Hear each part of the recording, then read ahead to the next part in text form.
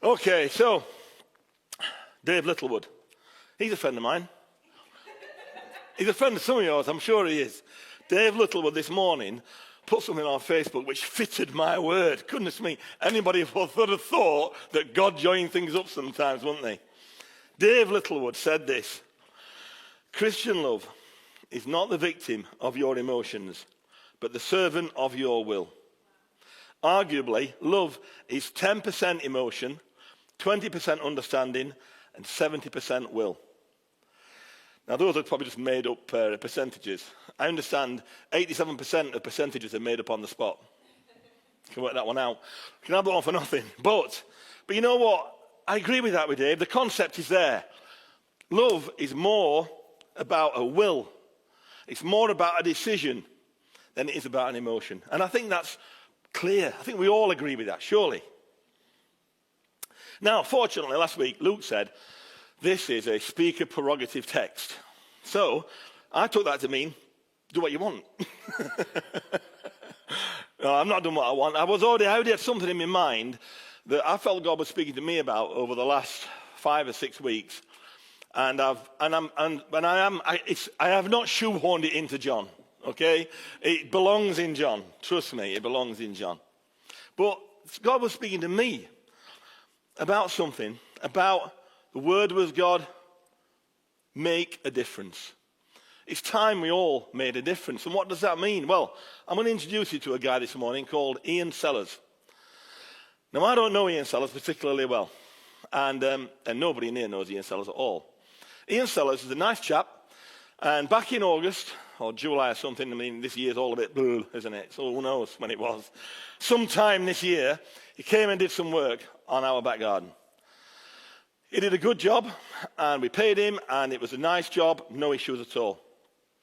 And I was chatting with Ian and his wife, who was working with him afterwards, socially distanced and all that. And we were saying, I said, Ian, I've got a log burner. I said, I really appreciate if you've got any sort of tree trunks or anything like that you could let me have, it's really handy for me. I'm always on a scrounge for stuff like that. Because, log burners, they literally burn it up. And I'm a Yorkshireman. I like free heat. Can't get away from that. However, didn't really think much about it, because at the end of the day, he's not in the business of cutting up logs for me and dropping them off for me. He's just not, that's not his job. His job is a gardener. However, since then, Ian Sellers has dropped probably 8 or 9 loads at the bottom of my drive. And I don't know the guy. I really don't. I've met him a few times. I see him sometimes wandering about, and I'll have a little chat with him. But every time he does it, I feel blessed. Every time. Now, he doesn't come up to size, but he does cut them to a point where I can manhandle them. So it's an effort for him. And yeah, I suppose it saves him taking them to the tip, but instead he has to take some stuff to the tip. The rest of it he cuts vaguely to some sort of size and then brings it to my house and drops it on my drive. There is an effort. Didn't charge me a penny. And I've never really connected with him about it beyond every time I get a delivery. I'm like, oh, thanks, Ian. I really appreciate that, mate. What an act of kindness. And it makes me feel blessed every time. I have no idea if Ian Sellers is a Christian or not. I don't care. I do care, obviously. I care for his eternal soul. But what I mean is, in terms of my emotions towards him, I just feel blessed by the guy. I just think the guy is, a nice fella that's doing a kind thing to someone that he doesn't really know. On Facebook, you see parents call their kids world changers. I've seen it loads of times. Nothing wrong with that. I know the point they're making, and I appreciate it, and I agree with it. And they'll say, look at this little world changer. And I get it. But the fact of the matter is, most of us are not going to change the world. Most of us, there will be some world changers among us. I'm sure it's your child. But most of us are not. I am not going to change the world. I can only change the world that I live in. And it might be, in my advancing years, I still might make some changes in the world. But the fact of the matter is, I probably won't. There have been... Oh, thank you, Leah. Oh, Janine, I can't remember. One of them, I really appreciate that. Thank you. There's only 3 people watching, and I got the wrong one. Anyway, so there are some world changers. So Winston Churchill's a world changer. Took us through World War II. Marie Curie's a world changer. First woman to win the Nobel Peace Prize. the only woman to win 2 Nobel Peace Prizes in 2 fields. Changed the medical world by her work on radioactivity and X-rays. She's a world changer. Orville and Wilbur Wright, they're world changers, the fathers of flight, credited with the first powered flight. They are world changers. Thomas Edison invented the light bulb. Leonardo da Vinci invented pretty much everything else. Credited with the helicopter, the parachute, the calculator, the armored military vehicle, all sorts of things. And of course, in his spare time, he did a bit of drawing. And he painted the Last Supper and the Mona Lisa. Leonardo da Vinci, world changer. All these people are dead. But they changed not just the world they live in, they changed the world that we live in today, hundreds of years on. They're world changers. But you know what? We know the ultimate world changer, and this is not a Christian fact. This is a fact. The ultimate world changer in the history of the world is Jesus Christ. Nobody comes close to having the level of impact that Jesus Christ had. And that is not a Christian fact, that is a fact. You go online over and over. I mean, if it's online, it must be fact. You go online, that's a joke, it's not. But this is. You go online using a variety of search criteria, Jesus Christ comes up as the most influential, important, significant, world-changing person ever lived. Time magazine, Wikipedia, The Guardian, blah, blah, blah, lots and lots of surveys. He comes out the top. The population of the world today is 7.8 billion people. And 2.3 billion people would call themselves Christians. So that's roughly speaking 30% of the world's population would ally themselves as Christians. Jesus Christ, in the true sense of the world, is a world-changing person, God. I'm not going to get the right category. But 2,000 years ago, Jesus Christ changed the world. That is a fact. So I'm going to try and figure out what Jesus did to change the world. I mentioned earlier on, I was chatting to Janine outside, but I told her about a colleague of mine. Well, I didn't give her the full story, but I told her a colleague of mine at work the other day said to me, he says, actually, it might have been Ruth. Goodness me, what's up with me today? I'm getting everybody mixed up. Anyway, I said to somebody here earlier on, I said, it's a bit like Groundhog Day at the moment. Was it Ruth? Was it Janine? Well, if it was Ruth, she's already forgotten. There we go. She's as bad as me. Groundhog Day. It was Janine. There we go. I got it right. Groundhog Day. A friend of mine at work says to me, it's like Groundhog Day, isn't it? Now, Groundhog Day was a film that came out in 1993. So some people won't have seen it. I watched it. And 1993, I probably went to the pictures to see it. And there's 2 unlikely love interests, Bill Murray and Andy McDowell. I mean, goodness me, Bill Murray. Andy McDowell, he's really boxing, isn't he? But anyway, these are the unlikely love interests of Groundhog Day. And what happens is Bill Murray, the Bill Murray character, is a weatherman who's really got ideas above his station. And he gets sent every year to a small village called Puxatawny where he has to report upon the Groundhog Day. And the Groundhog Day is where the mayor brings a little groundhog, which is a little rodent-y type thing. Essentially brings it out of a box, and then this thing pretend talks to the mayor. And then the mayor says, today the groundhog has said that we are going to have 6 more weeks of winter, or we are going to have early summer. And that's it, and then the town go crazy. And it's a little sort of thing, and Bill Murray thinks it's a hick town, and he thinks it's pathetic, and he gets sent to do this every year. And this year he goes, and they stay overnight the night before. The following morning he wakes up, he goes and does the groundhog. He wakes up to Sonny and Cher on the radio. Click, it's 6 o'clock, Sonny and Cher, I Got You, Babe comes on. And then he goes and does the groundhog thing, hates every minute of it. They're driving away, snow comes down, they get stuck in Puxatawny, so he has to go back to his digs. Following morning he wakes up, click, 6 o'clock, Sonny and Cher, I Got You, Babe again. He's like, bit weird. And thereafter, he then walks through the very, very same day. It's Groundhog Day again and again and again. So the Bill Murray character gradually evolves during Groundhog Day because nobody else knows it's the same day apart from him.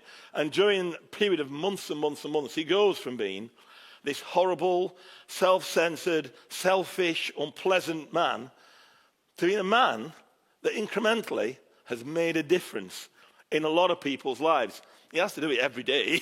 The same thing. You see him doing the same thing. Catch the little kid out of a tree. Help the blind person across the road before they get run over.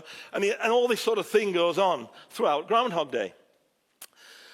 After the end of the months and months and months he's been doing this, he becomes a virtuoso jazz pianist. He can speak French fluently. And he's an incredible ice sculptor. So it's a little far-fetched, but it is a lovely Christmas film.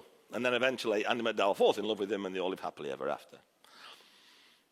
I feel at the moment this is the situation so many of us feel that we're in. All right, it's Andy McDowell in my Groundhog Day, but there is this feeling of getting up in the morning and going through the same motions. And our worlds have become smaller. You know, Bill Murray's world had become all about Punxsutawney, whereas before that it was about New York or whatever he was from. In the majority of cases, our worlds have become smaller. If you had a big world before, big world view, out and about all over the place, it's become smaller. If before you had a small world view, you were largely focused around your house or whatever, even that's become smaller. People can't visit you. You can't visit your neighbour, that type of thing. And my own dilemma, as I've been going through this Groundhog Day experience, I've been thinking, what am I doing? What difference am I making? Am I making a difference? And for me, this has often been a work dialogue, a dissatisfaction. You know, I've got a great job and I'm very fortunate to have such a good job, but I want more. I want to be more fulfilled, but more importantly, I want to do more. I want to give more. I want to impact people more. And that is a work thing. I'm not making that I'm some sort of altruistic, wonderful, Christian dude. I just want to be able to achieve more, not as in financially, but help people more. Be more influential in doing good things. And so I've prayed about this a lot. And in my morning walks, one benefit of this situation is I'm an early riser. And while I would have been normally driving to Newcastle or whatever in the morning, I'm not. I'm just hanging around. So I'm going for a walk in the morning now. And so I pray a lot more than I used to. And I've prayed a lot about this. And I felt God speak to me a few weeks ago. And I felt God say to me, you know what, it may be, Terence, you've got a place in life to be. He didn't use the word world changer because that's not a word I would use. But he said, it may be, Terence, you've got a place in life that's bigger than where you are now. But you are here where you are now. And here where you are now is where you can influence people. And here where you are now is where you can change people. And this is the world you are changing. And it was quite a strong word. It didn't say to me, just, don't stop looking around for more, but it said, make an impact where you are. Make a decision. Anyway, looking at John. See, John's gospel's in all this. Looking at John, how did this world changer, Jesus Christ, 30% of the world's population, 2,000 years later, how did he spend his time? You know how he spent his time, Jesus? One-on-one. Loads and loads of Jesus' interactions are in the individuals. They are not in the crowds. Chapter 3, Nicodemus. I always think of that 80s group, Nicodemus and Pliers, when I hear Nicodemus. If you're old, you'll know what I'm talking about. I always think Nicodemus and Pliers. But anyway, Nicodemus, a Pharisee. A Pharisee. I mean, Jesus railed at the Pharisees. He hammered them. He comes to Jesus at night. Why do you think he did that? He did it because he was scared, embarrassed, guilty, who knows? But he didn't do it because he felt good about seeing Jesus. He didn't do it because he wanted everybody to see what he was doing. But Jesus, who has hammered the Pharisees throughout, Jesus says, yeah, I'll meet you at night, Nicodemus. Because he recognized Nicodemus was an individual. Not from a group of Pharisees, but he's Nicodemus, the individual Pharisee. So he meets him at night.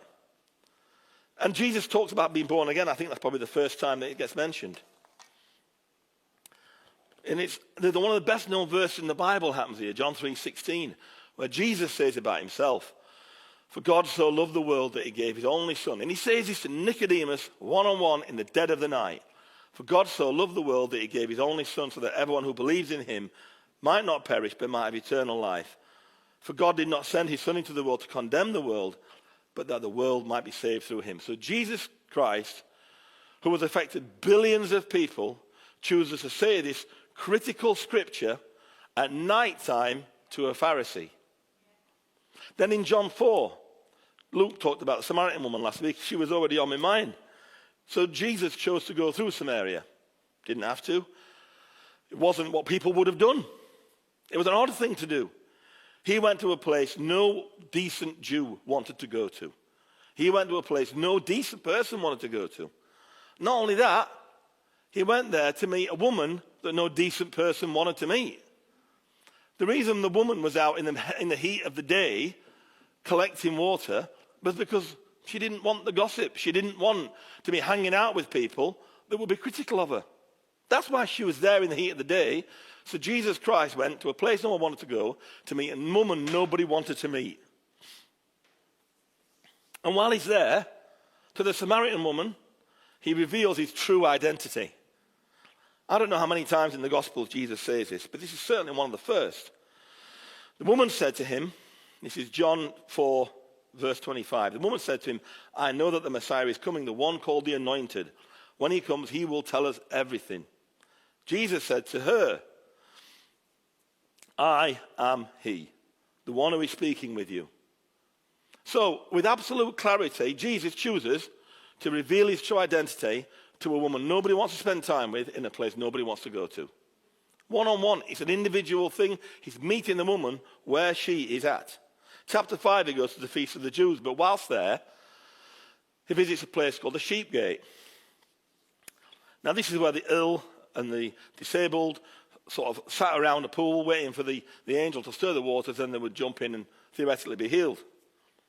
Now, what it says here is that Jesus talks to one of them.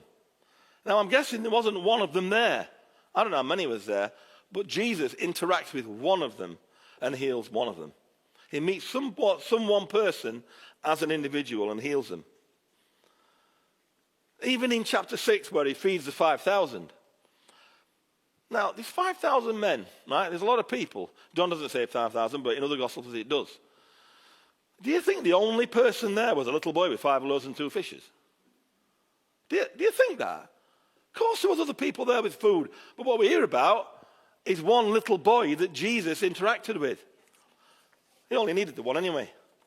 He didn't need enough food to feed 5,000 people. He wanted one person prepared to give what they got, and he could do the rest. And in chapter 8, you've got the woman caught in adultery.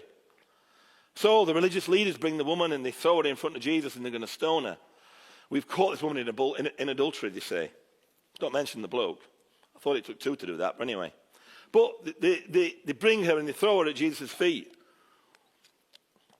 Jesus bends down and he's writing in the dirt. And he stands up and he says, let the one who is among you without sin be the first to throw a stone. And he says to the woman, go on your way. No one's here to accuse you. He talks to the woman. He talks to the individual. Chapter 9, a man born blind. Andy spoke about this a couple of weeks ago. An individual who'd lived into adulthood. Disabled because he couldn't see. Jesus healed him one-on-one. Chapter 11, he raises his friend Lazarus from the dead. Now, if I was Jesus and I was trying to make an impact, I'd have got a bigger gig than this. He raises someone from the dead, it's a big thing. Doesn't read that way. He just goes along and it says he raises from the dead, and then Martha, I think it was Martha, give him some food. You know, he didn't make a big fuss. He raised a man from the dead. He met him as an individual where he was. And Lazarus was in a tomb. The Samaritan woman was out in the heat of the day. Nobody wants to be with her. Nicodemus came out at night because he was embarrassed. Many other stories throughout the Gospels illustrate Jesus making differences. Sometimes it's to crowds. Feeding the 5,000 I've already mentioned. But more often than not, where the impact happens is with the individuals. I can't think of many places in the Bible where Jesus, actually the words he spoke to the crowds is reported. Even the phenomenal Sermon on the Mount, it says he was with the crowds, and then it says he went to be with the disciples. He didn't speak that to the crowd, he spoke that to the disciples. Jesus connects with individuals first. You've got the bloke with the legion of demons, the woman with the issue of blood, the man with the withered hand, the crippled woman, several lepers. We know more about isolation, don't we, nowadays, than we did a year ago. Lepers back then, they had to ring a little bell and shout unclean, and the reason being is that people would become infected and they would die. Well, we know a bit more about that nowadays, don't we? You wear a mask nowadays, you don't ring a bell, but it's a similar sort of concept. And Jesus Like when he became ceremonially unclean with the Samaritan woman, met the lepers where they were, he wandered up to them and said, "Hi, fellas, I'm going to help you." He became unclean for those guys and met them where they were. I heard a story years ago. It's just a nice story. It's probably not true, but it illustrates the point. So there's a little boy walking along the beach with his dad, and he sees all these starfish up against the wall, the harbour wall, and there's thousands of them. And he says to his dad, "What's going to happen to these starfish?" His dad says, "Well, the sea has thrown them up there, and they'll probably die when the sun comes out and there's no more water." So the little boy runs over and he picks up one and he runs to the sea and throws it in the sea, and then he runs back and does it again. After 3 or 4 times, the father says to him, "Son, what are you doing?" And he says, I'm getting these starfish into the sea to save their lives. And so the father says, "Literally, you're wasting your time. There's thousands. What difference does it make?" And the little boy says, "Well, it makes a difference to this one." And that's where Jesus makes a difference. He makes a difference with the individual. And by making a difference with the individual, he became the biggest world changer this world has ever seen. So do not despise making differences with individuals, because that's what Jesus did, and no one's a bigger world changer. We make a difference where we are first. That's where our battleground is. That's where we can be kind. That's where we can do the right thing. That's where we can show the love of Jesus. That's where we can bring the spirit behind what we're trying to achieve as Christians into the world. We make a difference where we're at. We make a difference on the road that we live on, in the house that we live in the company that we work at, or whatever it is we do. I've tried hard to come up with a formula for this. I like to sort of work that way, and you know what? It just seems to be more and more obvious, and I'm like, I want this to come across really spiritual. You know, I want to make sure they get their money's worth. Not that I'm getting paid, but I want to make sure you do. And you know what? I keep coming back to the same thing. It's not that complicated. We need to see the individuals, see beyond where we think they are. We need to meet Nicodemus at night. We need to meet the Samaritan woman in the heat of the day. We need to meet Lazarus in the tomb. Wherever we are, whoever we are rubbing shoulders with, that is who we meet. Jesus was kind, he was thoughtful, and he loved the individual, because let's face it, he could be really caustic when he wanted to be.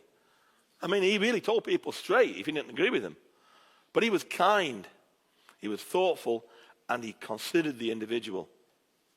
And that morning, when I was walking along, I felt God say to me, "Terence, chances are you're not a world changer, but don't worry about that. Most people aren't. But you are a person that can change the world that you live in. And you can make a difference to people right now, today. Today, the day you are about to live through, is the day that I have called you." There's a well-known chapter in Corinthians. It's not even in the gospel. I can't even say this because it's not. But I'm going to go with it anyway. It's a good one. 1 Corinthians 13 says this: "Love is patient. Love is kind. It does not envy. It does not boast. It is not proud. It does not dishonor others. It is not self-seeking. It is not easily angered. It keeps no record of wrongs. Love does not delight in evil, but rejoices with the truth. It always protects. It always trusts. It always hopes. It always perseveres." We are about to enter the Christmas season, aren't we? The season of love that's universally accepted as such, Christian or not, whatever your beliefs are. Christmas is a time where people often forget that. You know, there's that pictorial image of World War I where the troops stopped fighting for a minute or two because it was Christmas. And this is even more a time where Christians can lead the way and say, you know what, we are going to show the love of Christ during this period. We're not going to be easily angered. We're not going to dishonor others. We're not going to be self-seeking. I'm going to think about what I say more. I'm not going to keep a record of wrongs. I'm not going to be pleased if my neighbor falls over. I'm going to help him up. And it's time for me, it's time for us corporately to reach out with acts of kindness And my challenge for us all is to consider the individuals around us. Consider the people we rub shoulders with daily, weekly, monthly, and think emotionally, practically, spiritually, what help can I be to these people? How can I be a light on a hill? And how can I be salt that savours? As our worlds, our spheres of influence have become smaller this year, actually that's a good thing, because it means it's easier. There's less of them to have a go at. There's less people to connect with, so we can make a higher impact with those that we do. Let's focus on the individuals in our lives. It was lovely to come here this morning and see a few people. It was great. It really was. I had a chat with Brad and Janine. It was lovely. Ruth, Leah, James, Luke. These are people that I don't normally see, but I would normally see fairly regularly. But you know what? The people that I do see in my daily walk, they're the ones I can be connecting with tomorrow, today. Figuratively speaking, maybe it's time for me and for us to start dropping tree trunks off at the bottom of other people's drives. Maybe it's time to take a leaf, hey, like the pun. No, maybe it's time to take a leaf out of Gardener Ian's book. But it's time to do it. Let's do that. And let's find time to help those around us to go the extra mile.